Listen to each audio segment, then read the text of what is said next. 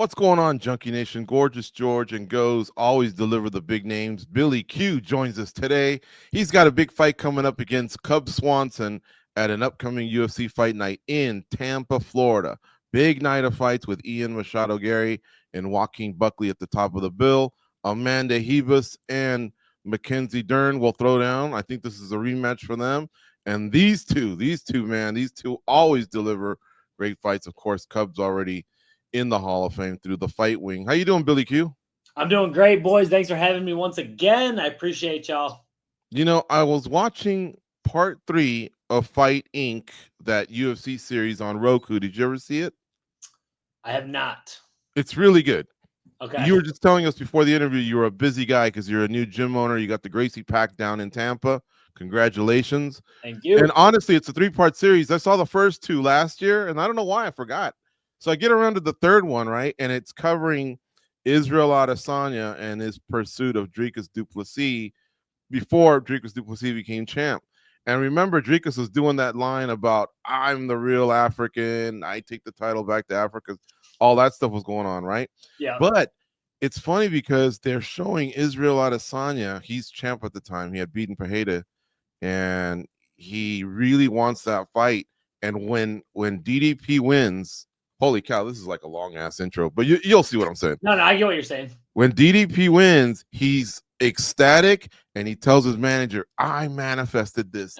Like, he really wanted DDP, right? And as I was scrolling through your Instagram earlier, it was so cool to see how the story, you moved 14 years ago from Buffalo to Tampa, and you always drove by that arena, and you kept saying one day, you know. And so I'm starting to believe in this whole, you know, you put the thought out there, you utter it into the universe, you manifest it. It took you a while, but you're really the one. This is the most, you're the fighter that this fight card means the most to because of the location. Absolutely, man. That's you know, like you were saying, I grew up in Buffalo, so I would always go to like the Sabres games there, and it was always like I wanted to fight in Buffalo, which I still do. That's still going to be like a bucket list thing for me. But yeah, when I moved here in 2010, it was when I was just really started getting into MMA. I was an 0-1 amateur fighter, and so I literally moved like a couple blocks away from Amalie Arena, and I would run by there. And when I would go to hockey games there, you know, watching the Lightning and watching them play the Sabres, I would always think that I was like, man, one day I'm going to fight here. One day I'm going to fight here. And then, you know, the story writes itself. Over the years, I fought everywhere in Tampa. I fought everywhere in Florida. And when this opportunity, I heard rumors of them coming to Tampa like earlier in the year, and I was hoping for it. And then obviously I had a not a great fight earlier this year, so I wasn't really expecting anything. But I stuck to my guns, and they gave me other offers earlier that I just didn't love the opportunities. And man, good things happen. And the day my manager Matt Arroyo called me, and he's like, "Are you ready?" He's like, Tampa, Florida, Cub Swanson. Oh man, I couldn't have said yes faster. My wife jokes that she's like, in the 10 years I've known you, I've never seen you this happy before, which is obviously a joke because, you know, we're married with 2 kids. So I've definitely been happier before, but this was career-wise, this was the best opportunity that I've ever gotten. And especially fighting, I'm like 15 minutes away from the arena right now from my gym. It's just an incredible opportunity, and I plan on making the most of it. Are you feeling a lot of pressure from all this, or is it more fun than stressful? I wouldn't say like the pressure is any different than any other fight. I think any fight in the UFC is just a huge opportunity. And there was years and years and years I didn't even know if I'd make it to the UFC. You know, I did my best, but I never even knew that I would get here. So every fight could be really stressful.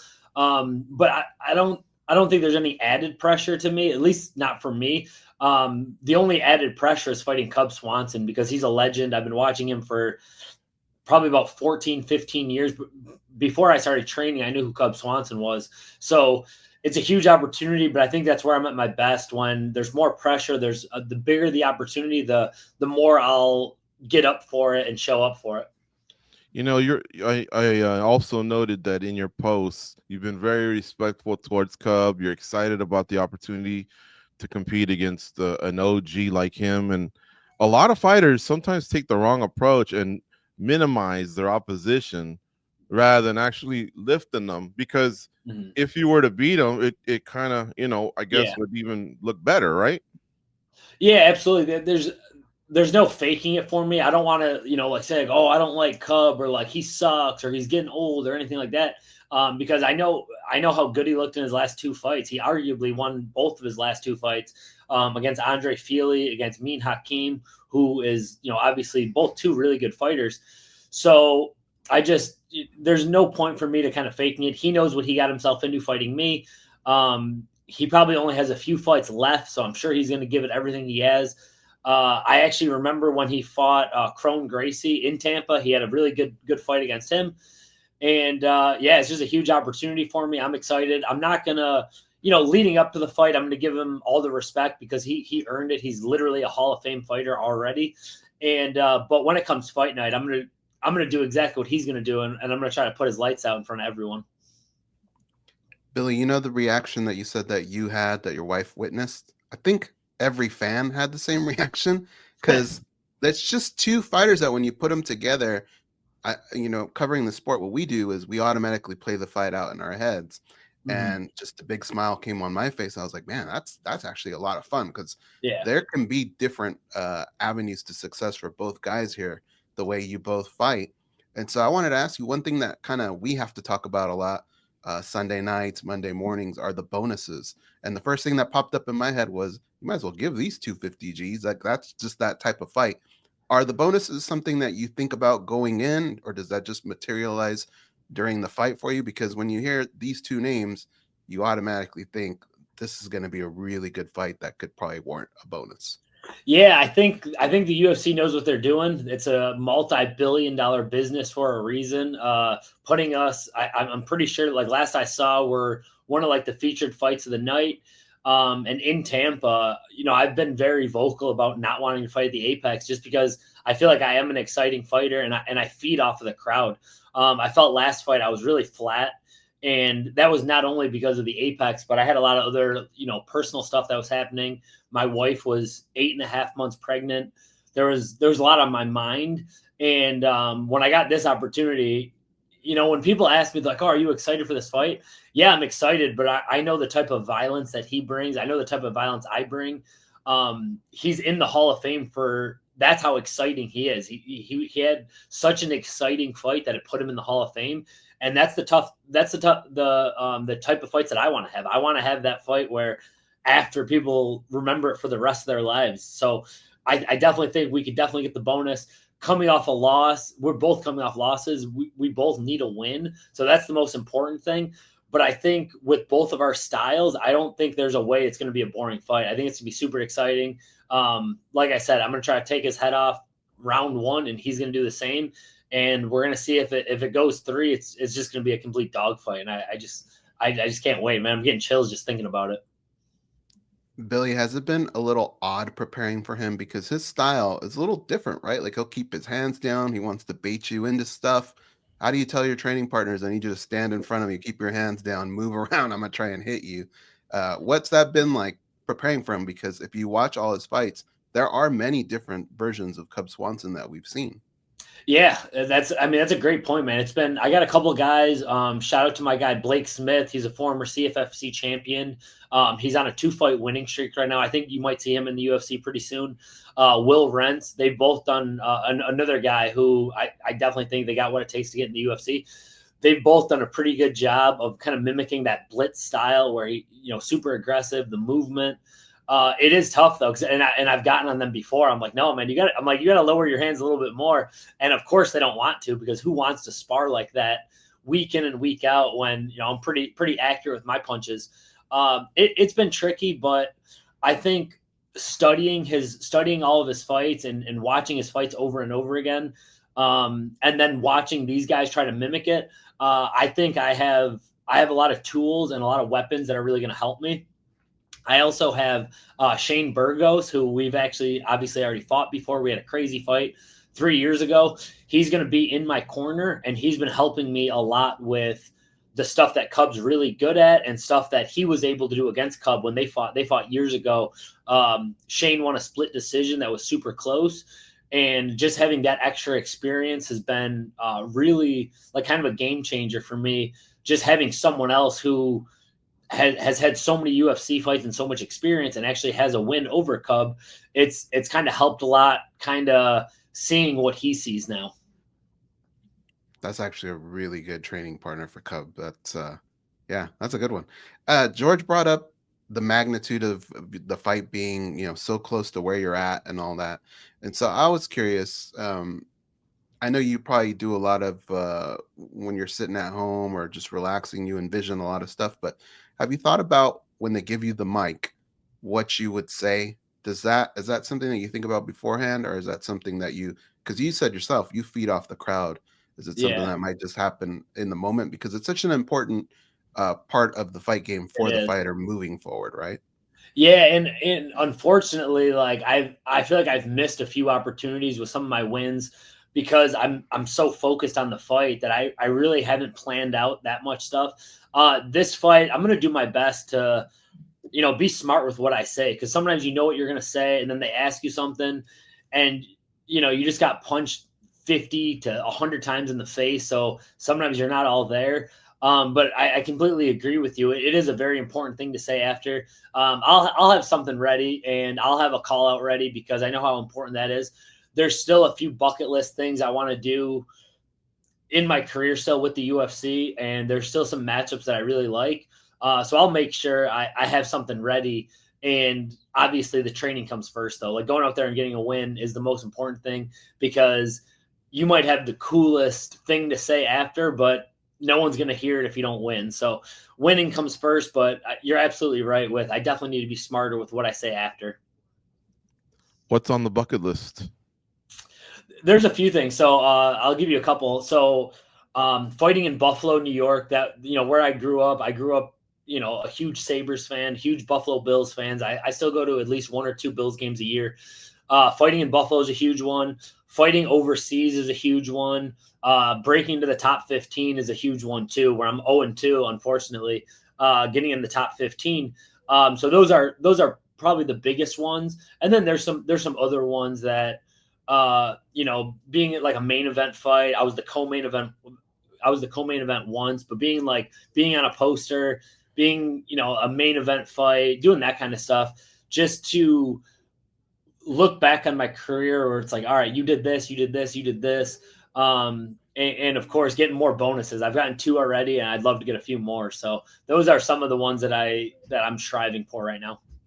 Any spot in particular when you say overseas?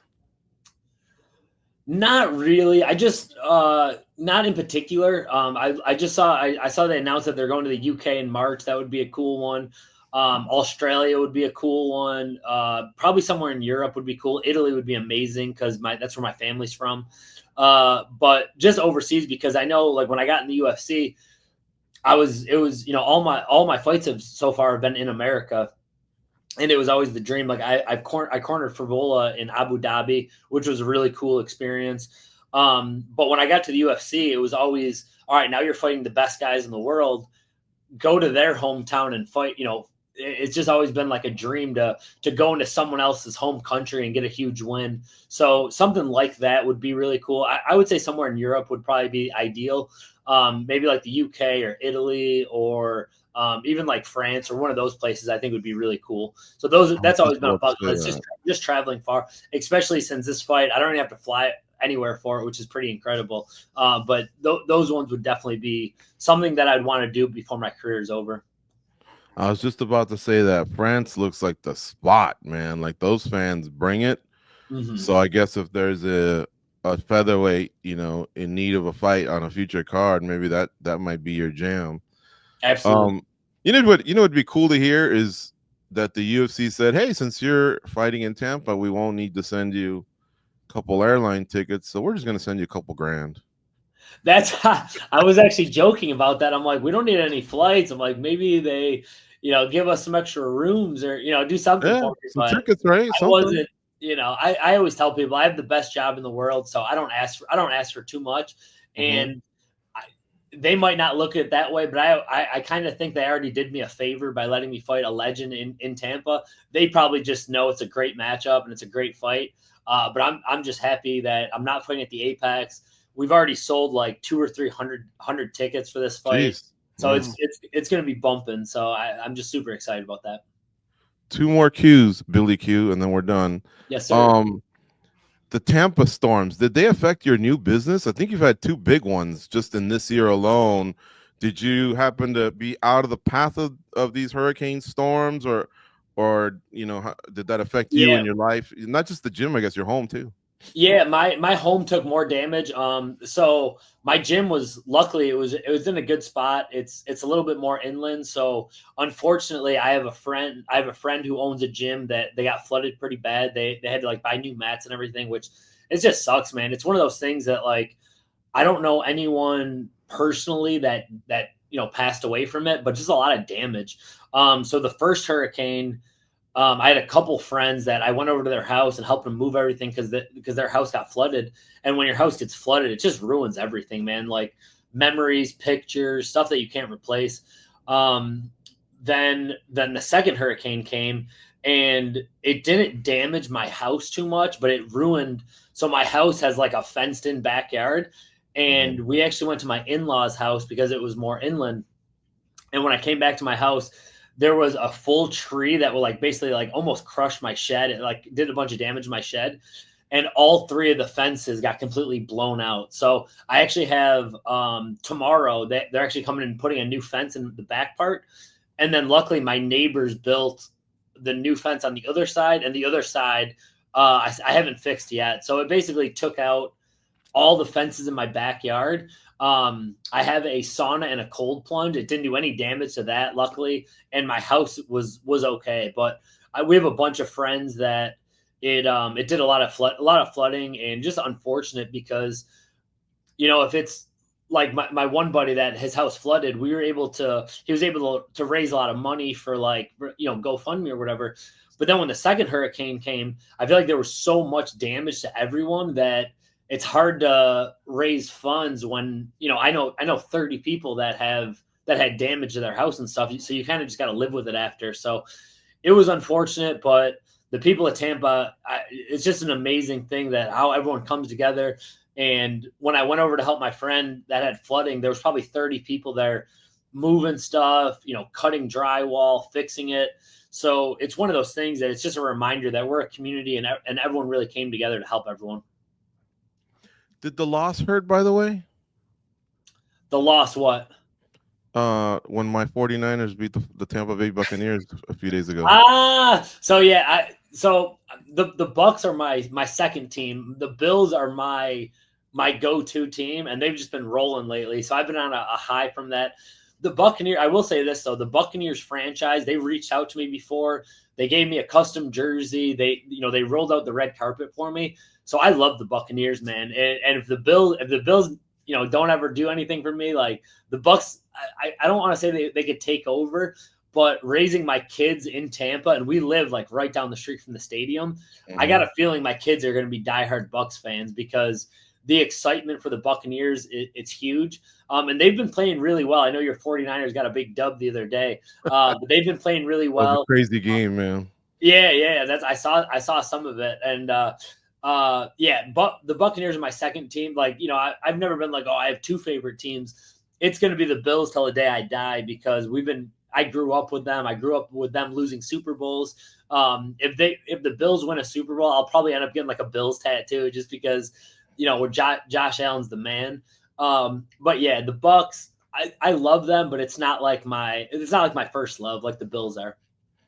My nephew was the best man at Khalil Shakir's wedding, one of their wide receivers. Oh yeah. He's always talking them up. But I actually snuck one more in there. The new rules, have you studied them and all that? And I still remember your Spike Carlisle fight is one of my favorites ever, but I could have sworn I saw some 10-6s or some 12-6s when I think he's grabbing a single. You're grabbing a single. I don't know if you Oh remember yeah, that fight pretty yeah, vividly. the first 20 seconds, he elbowed me in the back of the head like 10 times, and that's why, you know, when they did like the 10-second clapper and he walked away, I'm like, yeah, I'm gonna take that free punch after you elbowed me in the back of the head 50 times. But yeah, I've been studying the rules. We were actually doing some jiu-jitsu yesterday, and I was joking, 12-6 elbowing someone, and then like a couple weeks ago sparring, I had someone on the cage and they were getting up, and I like kind of like half kneed him in the face. And my coaches were like, "Hey, be careful with the knee." And I said, "That's legal now." And they're like, "Yeah, we know it's legal, but don't knee your training partners in the face." So I've definitely been studying it like most martial artists should. Though that knee rule should have been like that a while ago. Same with the elbows, really. So I like both rules, and I think they were both a long time coming, and they both should have passed. So I'm happy with them. And I was really surprised with the card last Saturday with how many 12-6 elbows you see, because with how many you saw. I don't know if people were just excited, but I think you're going to see a lot more of them, and you're going to see some finishes with them. Yeah. Thank you for the time today. It was great catching up with you. It's always great chatting with someone that loves the sport as much as we do, because we can tell not only do you fight, you follow it, and you preach it, and you live it. So Of thanks course, for anytime you guys want to chat, I'll love to get on the panel with you guys, and I love just I love being a part of the community. It's Mondays at noon Eastern. So if you already know, oh, I can make it, we're going to follow up and get you on a spinning back click. If it's one of those days where that's a tough one, then, you know, I guess we'll have to figure something out. But yeah, that's when we do it. We'd love to have you. All right, boys. Thank you so much for having me.